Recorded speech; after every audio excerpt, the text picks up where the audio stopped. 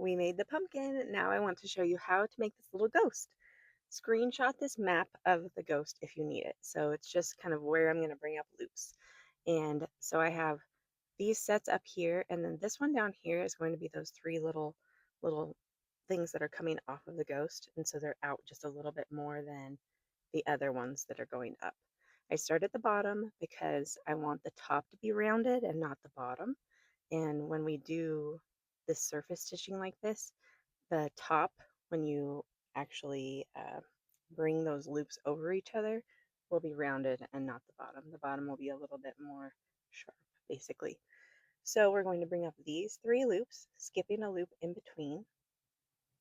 And then we're going to bring up the loops that are right above it, but one in from the sides, just like this. Each of these loops are not quite 2 fingers wide, maybe a tight 2 fingers.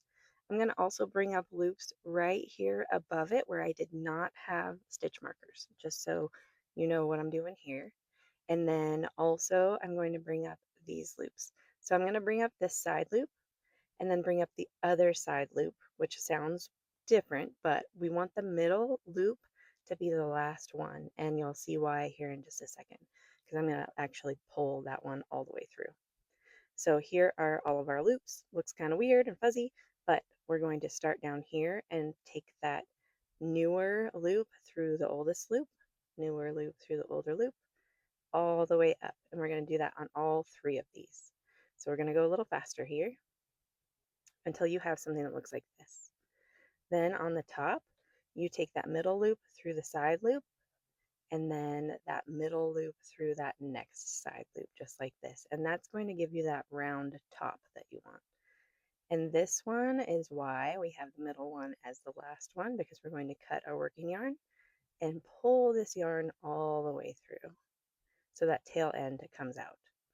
Then we're going to put your tail end back in pretty much the loop that it came out of. If it's one up from that, it's okay too, because you won't be able to really see it. Just like this. And it makes it kind of rounded on the top. And I like to adjust my yarn because you kind of have to tell that yarn what to do in every circumstance. And then we're going to add some eyes. For the eyes right here, I'm using Bernat blanket yarn size 6, and I'm putting it on just these little threads right here. And it's just on one of the pieces of yarn. I'm going to round that piece of yarn, and I'm going to tie this and double knot it. I thought it might be enough, but the eyes looked a little bit slanted, or not slanted, but like it was glaring. So I was like, well, I don't want my ghost to be glaring. I want the eyes to be very round. So I added another one of these to each side. And I do show you that we're gonna go fast on part of it. But right here, if you double knot it and then you kind of bring one back around like this, I'm just trying to make it thicker on here.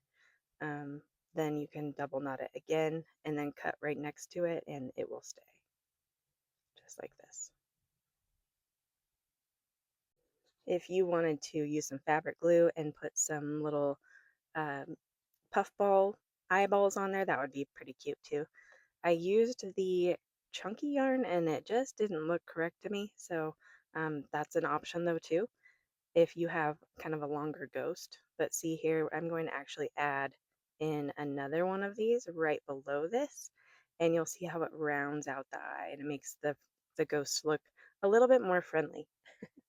And we're going to speed this up because it's really just me tying these knots just like this and getting some of the fuzzes off, because when you cut any kind of yarn, it puts fuzzes everywhere.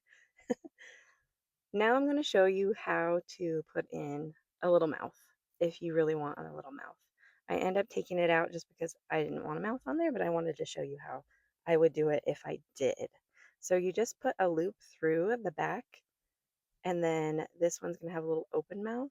So you take one tail end and pull it through down below, and then put it through the loop, and then you can put that tail end right back down into that same hole that you brought it up through. And then you can secure that in the back with a knot.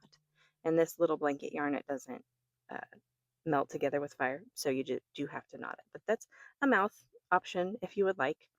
And here is how I fixed the back. So where I secured the back, you could leave it like this and just secure your yarn and even fuse it to itself. But I kind of wanted it to look like a little bit of a ghost on the back as well. So I just kind of loop the yarn around and then I bring it all the way down. So you could cut it right there and fuse it just like this, or you can um, just try to make it look more ghost like, basically, is what I'm going to do here.